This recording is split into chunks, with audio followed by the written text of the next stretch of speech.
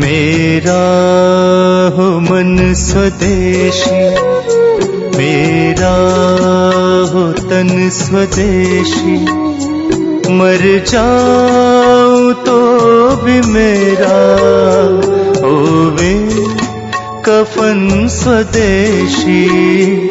और इसी तरह से आप और अपने घर में थोड़ा परिवर्तन लाना। विदेशी जो क्रीम पाउडर लिपस्टिक है, नेल पॉलिश है, कॉस्मेटिक्स है, ये सब निकालो बाहर। फेयर एंड लवली, क्लियर सिल, क्लियर टोन, इरेस्मिक, इमामी, पॉन्ड्स, ये सब हटाओ, सब विदेशी। बहुत महंगी है, लूट हो रही है इसमें। फेयर एंड लवली का भाव मालूम है? 25 ग्राम है 40 रुपए, 50 ग्राम 80 रुपए, 100 ग्राम 160 रुपए, 1 किलो 1600 रुपए। अब 1600 रुपए किलो की क्रीम लगाओ मुंह पे, उससे अच्छा 4 किलो बादाम खरीद के खाओ।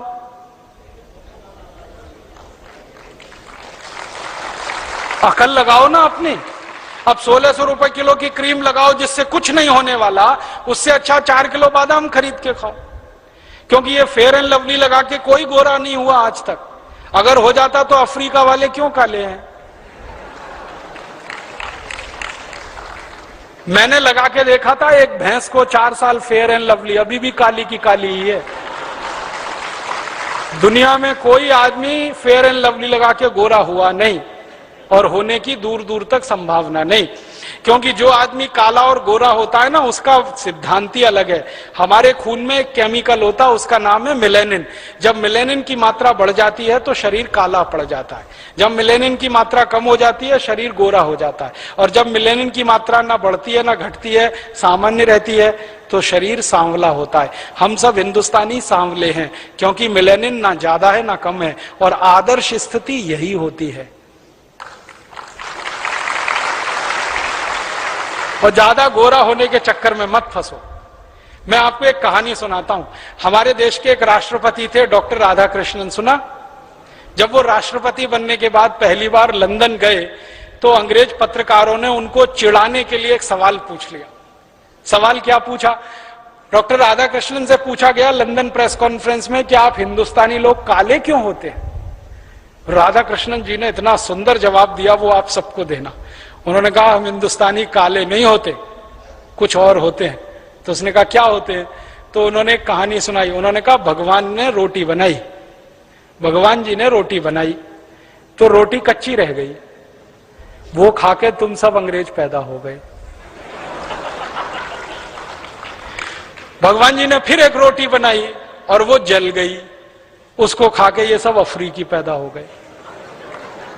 और फिर भगवान जी ने एक तीसरी रोटी बनाई जो ना कच्ची रही ना जली, बराबर सिकी, उसको खाकर हम हिंदुस्तानी पैदा हुए।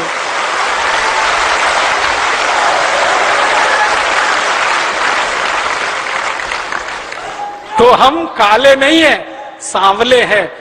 और मैं आपको बताऊं, विज्ञान ने यह स्वीकार कर लिया है आज कि सांवले रंग की त्वचा को कैंसर होने की संभावना सबसे कम होती है।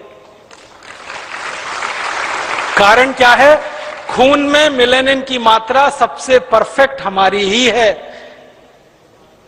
इसलिए अपने सांवले होने पे गर्व करो, इसको हीन भावना से मत देखो। और बार बार ध्यान करो कि शंकर जी सांवले, भगवान राम सांवले, श्री कृष्ण सांवले, तो हम गोरे होके करेंगे क्या? हम तो सांवले ही अच्छे हैं। और जब ये बात मन में बैठ जाए कि सांवले अच्छे हैं तो फेयर एंड लवली की जरूरत क्या फिर? क्योंकि वो तो गोरा बनाने वाली क्रीम है। हटाओ उसको, 1600 रुपए किलो की फालतू में। तो ये फेयर एंड लवली, क्लियर सिल, क्लियर टोन, इरेस्मिक, इमामी, पॉन्ड्स, ये सब हटाओ घर में से। फिर आप बोलोगे जी कौन सी क्रीम लाए? कोई मत लाओ, आप जैसे हो बहुत अच्छे हो। लगा नहीं है तो देसी गाय का घी चुपड़ लिया करो, सबसे अच्छा। हाँ, उससे अच्छी कोई चीज नहीं। और नहीं तो जैसे हैं वैसे अच्छे हैं। आप इस बात का ध्यान रखो कि दुनिया में किसी भी व्यक्ति के व्यक्तित्व की परीक्षा उसके शरीर के रंग से नहीं होती, उसके काम से होती है, उसके गुण से होती है, उसके स्वभाव से होती है। हर व्यक्ति का व्यक्तित्व नापा जाता है गुण, कर्म स्वभाव से। वो इस बात से नहीं नापा जाता हाय कितना गोरा है, कोई नहीं कहता। अब कोई मर जाता है हमारे देश में तो उसके बारे में आपस में चर्चा करते हैं तो कहते कितना दयालु था, कितना देशभक्त था, कितना काम करता था समाज का। कभी ये सुना कोई कहता ओ क्या गोरा चिट्टा था, मर गया बेचारा? कोई नहीं कहता। त्वचा का रंग याद नहीं करते, गुण कर्म स्वभाव याद किए जाते हैं। तो गुण कर्म स्वभाव अपने अच्छे बनाओ, ये फेयर एंड लवली वगैरह की जरूरत नहीं। और माताओं बहनों को जरूर समझाओ ये बात, उनके दिमाग में ये बात लाओ। मुझे इतना दुख है ये बात कहते हुए कि जब ये विज्ञापन आता है ना फेयर एंड लवली गोरेपन की क्रीम, एक दिन समय आने पर भारत स्वाभिमान की तरफ से इस विज्ञापन के खिलाफ मुकदमा करना है सुप्रीम कोर्ट में। क्या मुकदमा करना है?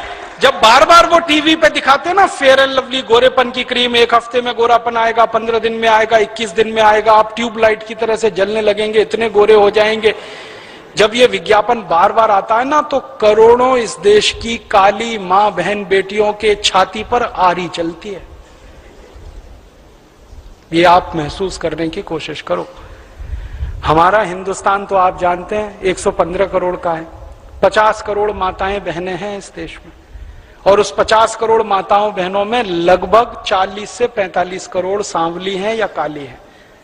उनके दिलों पे कटार चलती है, आरी चलती है जब वो ये विज्ञापन देखती हैं कि हाय रे हाय गोरेपन की क्रीम फेयर एंड लवली। और उन माताओं बहनों को क्या लगता है कि गोरे होने से ही फिर जिंदगी संवरती है। और मुझे इससे भी ज्यादा तकलीफ है, मैंने न्यूज़पेपर की कटिंग काट के रखी है। कई बहन बेटियों ने फांसी लगाकर आत्महत्या कर ली क्योंकि उनकी शादी नहीं हुई कालेपन के कारण, सांवलेपन के कारण, तो फांसी लगा के मर गई। हमारे हिंदुस्तान में मां बहन बेटियों के व्यक्तित्व को रंग से नहीं नापा गया कभी भी, हमने उनके गुण कर्म स्वभाव से नापा है। लेकिन ये विज्ञापन जो आता है रोज फेयर एंड लवली गोरेपन का, ये करोड़ों माताओं की छाती पे आरी चलाता है, उनके दिल को चोट पहुंचाता है। उनकी तरफ से हमें मुकदमा करना है एक बार, और इस कंपनी को कटघरे में खड़ा करना है कि तुम सिद्ध करो तुम्हारी क्रीम में ऐसा क्या है जो किसी को गोरा बना सकता है। कुछ नहीं। इसलिए दिमाग से निकाल दो ये सारी बकवास बात। कुछ चीजें और बिक रही हैं इस देश में, जैसे फेयर एंड लवली। बहुत लोग लगाते हैं कि गोरेपन की क्रीम है। मैंने 4 साल एक भैंस को लगा के देख लिया, वो दुनिया में कोई काला गोरा नहीं हो सकता। जो काला है वो काला है, जो गोरा है वो गोरा है, रंग नहीं बदलता कभी।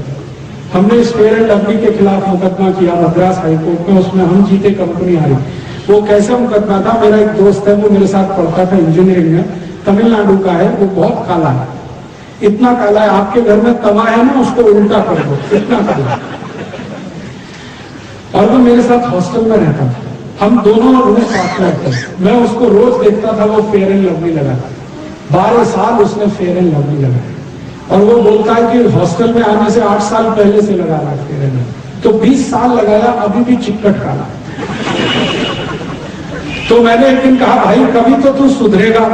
तो एक दिन उसको समझ में आ गया, उसने कहा अब बस, अब बंद फेयर एंड लवली। तो मैंने कहा तेरे पास इसका फेयर एंड लवली खरीदने का जो बिल है, वाउचर है, वो मुझे दे दे।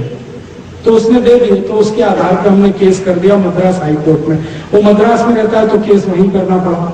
अब जजमेंट देने वाला जो जज है वो एक दिन बोला कि मेरे घर में भी यही समस्या है। तो जज कहता है मेरे घर में भी यही समस्या है। तो उसने बहुत सुंदर जजमेंट दिया। पेप्सी, ये फेयर एंड लवली कंपनी के अधिकारियों को जाना पड़ा मद्रास हाईकोर्ट में। जज ने उनसे पूछा कि आपने इसमें क्या मिलाया है जो किसी व्यक्ति को काला है तो गोरा बना है? तो उनका साहब इसमें कुछ नहीं मिला है। तो अच्छा ये बताओ ये बनती कैसे? तो उनका सुअर की चर्बी के तेल से हम इसे बनाते हैं।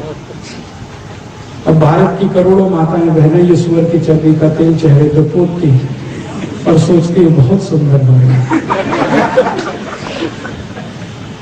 सुंदरता फेयर एंड लवली में नहीं है, क्रीम पाउडर लिपस्टिक में नहीं है। सुंदरता गुण कर्म और स्वभाव में है। आपका गुण अच्छा है, कर्म अच्छा है, स्वभाव अच्छा है तो आप अच्छा है। आप मत लगाइए फेयर एंड। फिर आप बोलेंगे कौन सी क्रीम लगा? कोई मत लगाइए, जैसे आप हैं बहुत अच्छा है। त्वचा हमारी जैसी है बहुत ही अच्छी। इसमें क्रीम पाउडर लगा के इसको खराब मत करिए, क्योंकि सभी वैज्ञानिक जो त्वचा रोग विशेषज्ञ हैं वो ये कहते हैं कि त्वचा को जितना ज्यादा केमिकल्स लगाएंगे उतनी